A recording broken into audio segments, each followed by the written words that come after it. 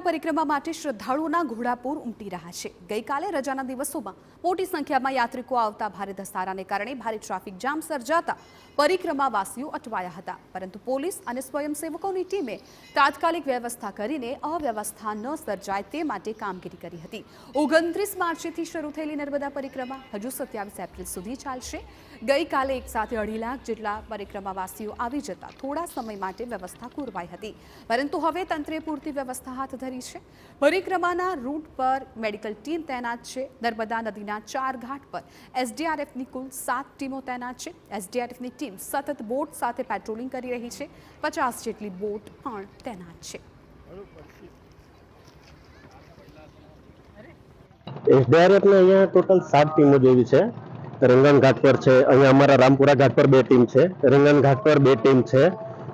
अँ अमरे SRP group 10 ની 1 team है ने घंटेश्वर 13 ग्रुप ની 1 टीम है।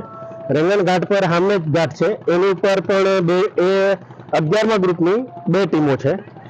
एवी रीते तिलकवाड़ा में है एनी सामे हजू एक है पेलो हजू एक घाट है। एवी रीते 4 घाटों पर अमरी टीम तैनात है। एनी माटे अमरी पासे फाइबर बोट है, रबर बोट है तथा लाइफ जैकेट है, लाइफ रिंग है, એટલે એની માટે અમારી પાસે પૂરતી વ્યવસ્થાઓ બધી છે। તો બીજી તરફ પરિક્રમા માટે દેશ અને રાજ્યભરમાંથી આવેલા યાત્રિકોએ વ્યવસ્થા અંગે સંતોષ વ્યક્ત કર્યો છે। પરિક્રમાના રૂટ પર લાઇટની વ્યવસ્થા કરવામાં આવી છે। ગઈકાલે ભારે ભીડના કારણે કેટલાક યાત્રિકો પરિક્રમા છોડીને પરત ફર્યા હતા, પરંતુ હાલ યોગ્ય વ્યવસ્થા અને મેનેજમેન્ટ થતા યાત્રિકો પરિક્રમાનો આનંદ લઈ રહ્યા છે। માતાજીનું નામ દઈને નીકળી ગયા છે। ખૂબ સરસ રૂટ છે, સારી વ્યવસ્થા છે અને પબ્લિક એટલી બધી નથી। જે લોકો ગભરાય છે એવું સહેજ પણ ગભરાવાની જરૂર નથી। શાંતિથી સારી રીતના આપણે નર્મદાની પરિક્રમા કરી શકીએ છીએ।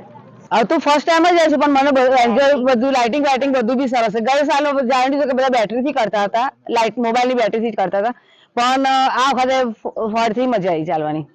ગયા વર્ષે થોડુંક લાઇટનો જે પ્રોબ્લેમ હતો એના પ્રમાણમાં આ વખતે ઘણી સારી રીતે વ્યવસ્થા રહી છે।